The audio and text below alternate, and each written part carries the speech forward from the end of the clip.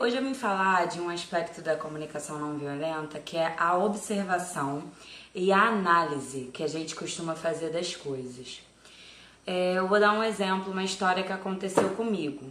Eu estava conversando com uma amiga e aí eu falei o seguinte pra ela: nossa, ela tinha uma novidade que ela já havia me contado há alguns dias. E aí eu falei pra ela o seguinte numa ligação: nossa, você ainda não contou pro restante do grupo, pro restante das nossas amigas. Você tem uma novidade, você não contou. E aí ela entendeu isso como crítica. E ela falou: nossa, mas por que você tá me criticando? Aí eu falei: mas eu não era uma crítica. Ou pelo menos eu não queria passar como uma crítica. Só que o que acontece? Quando a gente combina observação com análise, quando a gente faz um combinado dos dois, pode soar como crítica. Por quê? Uma observação seria eu ter falado para ela o seguinte: você me contou essa novidade e ainda não contou para o restante do grupo. Eu acredito que isso pode deixar as outras pessoas chateadas. Isso seria uma observação. Agora, a análise é quando eu já coloco o meu julgamento na minha fala. Eu já julgo o fato dela não ter contado como sendo uma coisa errada. E isso soa como crítica para a pessoa. E isso pode romper com uma comunicação, pode gerar um ruído na comunicação. Tem diversas formas de a gente evitar isso. E aí eu vou falar um pouco mais sobre observação e análise, para a gente conseguir diferenciar isso e dessa maneira poder evitar isso na nossa comunicação do dia a dia. Tem um outro exemplo que o Marshall, que escreveu o livro Comunicação Não Violenta, ele costuma utilizar. Ele foi fazer uma mediação entre professores e o diretor de uma escola. Ele foi chamado pela Secretaria de Educação para fazer essa mediação, porque o diretor e os professores não estavam mais se entendendo. Então, ele primeiro ouviu o grupo de professores.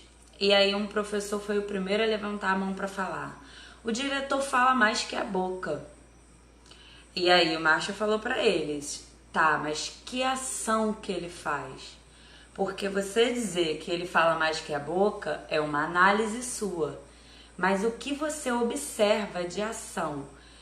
A observação é simplesmente aquilo que está acontecendo, sem a sua análise, sem o seu julgamento, sem a sua crítica, sem a sua opinião. Então, os professores continuaram com muita dificuldade para fazer uma observação, sem fazer uma análise. E aí outros professores falaram: ele fala demais, a reunião demora muito. Isso também era uma análise. Depois de um tempo, nessa reunião, nessa conversa, o Marshall conseguiu explicar para eles o que era observação, até que um professor falou o seguinte: olha, no meio da nossa reunião, ele conta muitas conversas. E o fato dele contar, na verdade, ele conta muitas histórias da infância dele. E o fato dele contar muitas histórias da infância dele no meio da reunião tira um foco da reunião e fazem com que ela demore mais do que ela deveria. Com isso, a reunião se estende além do tempo. Isso é você observar. O fato é que ele conta histórias sobre a infância dele. E outro fato é que a reunião acaba demorando mais do que era o planejado. Isso é você observar, sem analisar e falar: nossa, isso é muito chato, nossa, eu não gosto disso, porque aí já é a sua análise. O Marshall trouxe alguns outros exemplos. Eu vou pegar aqui no notebook para poder ficar mais claro para vocês, porque eu acho que a comunicação ela precisa de muitos exemplos para poder ficar claro para a gente. Por exemplo, confundir a previsão com a certeza. Você falar assim para uma pessoa: se você continuar comendo da maneira que você come, eu acredito que você terá problemas de saúde. Isso é uma observação. Você está separando o fato da pessoa comer determinadas coisas com a sua opinião. Se você continuar comendo como você come, eu acredito, eu acho que você vai ter problemas de saúde. Agora, quando você afirma, se você continuar comendo como você come, você terá problemas de saúde. Você está fazendo uma previsão. Apesar da medicina indicar isso, você não tem como prever com certeza. Outra coisa, quando você não é específico sobre quais são as pessoas que você está falando. Por exemplo, todos os estrangeiros são preguiçosos. Os estrangeiros são preguiçosos. Você está generalizando. E às vezes você está querendo falar de uma pessoa específica. Eu tenho um vizinho estrangeiro que não lava a calçada. Isso é uma atitude, uma ação específica. Você não pode generalizar que o todo é dessa maneira. Ou então quando você usa um advérbio ou um adjetivo e não separa que você está querendo dar a sua opinião. Por exemplo, Maria é feia. Maria é feia, você está usando esse adjetivo como sendo uma certeza. E na verdade você deveria dizer: eu não considero a fisionomia, a aparência de Maria bonita. Porque aí você está deixando bem claro que é a sua opinião e não na verdade o que ela é. As palavras sempre, nunca e jamais muitas vezes podem ser utilizadas como observação, mas isso também pode se confundir como análise. Por exemplo, sempre que vi Ricardo ao telefone, ele não falou menos de meia hora. Isso é uma observação.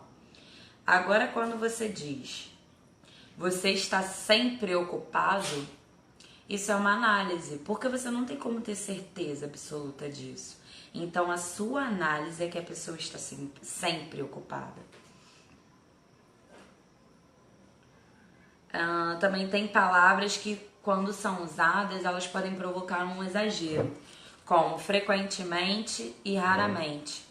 Por exemplo, se você usa raramente numa avaliação, você raramente faz o que eu quero.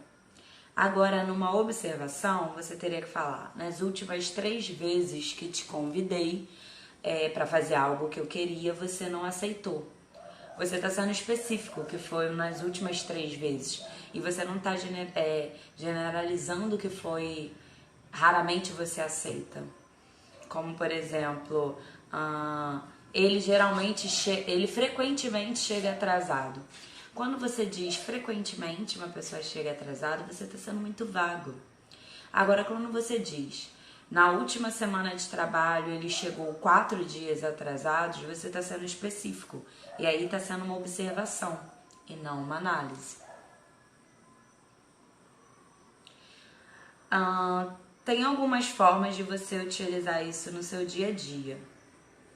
Eu diria que o principal, a maior dica que a gente pode dar quando se trata de comunicação e para levar a comunicação não violenta para a sua vida, é você tentar com calma, nos seus diálogos com os seus familiares, nos seus diálogos, no seu relacionamento, no seu trabalho, você tentar perceber o que você está comunicando.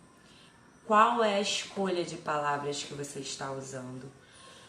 Quais são as frases que você está passando para essa pessoa? Então vamos lá, fazer aqui um breve resumo. Vamos tentar deixar isso claro para você conseguir, já a partir de hoje, utilizar isso nos seus diálogos, melhorar a sua comunicação.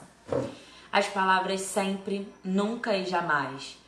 Quando você for utilizar essas 3 palavras, crie um alerta na sua mente para você prestar atenção se você está generalizando ou se realmente você está usando elas de forma clara e objetiva. Frequentemente, raramente também são palavras que você pode observar se estão sendo usadas de maneira clara ou se estão sendo usadas para fazer uma análise. Outra coisa, quando a pessoa você estiver comunicando com alguém, a pessoa falar, nossa, você tá me criticando, e você considera, e a pessoa estiver considerando a conversa em tom de crítica, pare. Perceba qual foi a frase que você utilizou para falar com essa pessoa. Tente voltar no que você queria comunicar a ela. Se desculpe e tente passar de uma maneira mais clara. Você pode dizer, me desculpe, não era uma crítica, deixa eu ver se eu consigo falar de forma mais clara. E aí tenta utilizar a observação do fato, pura e objetivamente, para você não entrar numa análise e num julgamento. Para a maioria de nós é muito difícil fazer observações isentas de julgamento e de crítica. Então, isso é um exercício diário. Não vai ser do dia para a noite que você vai conseguir fazer observações sem as análises. Mas é necessário, é um dos pilares da comunicação não violenta. E se você quer melhorar a sua comunicação, é muito importante que você adote essa postura de reflexão e de observação sobre as palavras, a escolha de palavras que você faz para comunicar. Tá bom, pessoal? Essa aqui é a live de hoje, que eu vim esclarecer um pouco mais sobre esse assunto da comunicação não violenta, que é a diferença entre observação e análise. Essa live vai ficar disponível no YouTube, no meu canal do YouTube, que também é de mediação de conflitos. O Di é de Didi Oliveira, que é o meu apelido, e eu usei esse nome também para criar o meu canal do YouTube, onde essa live vai ficar disponível para quem não puder assistir hoje e quiser assistir depois, ou até mandar para alguém, pode ficar à vontade. Se tiver alguma pergunta, eu posso responder também por inbox, pode me mandar por inbox. E é isso. Eu vou tentar fazer sempre pelo menos 2 lives por semana, explicando um pouco mais sobre a comunicação não violenta e também sobre a mediação de conflitos. Além disso, eu vou estar sempre postando aqui conteúdo nessa página sobre mediação de conflitos. E aí agora eu venho fazer um pedido para vocês.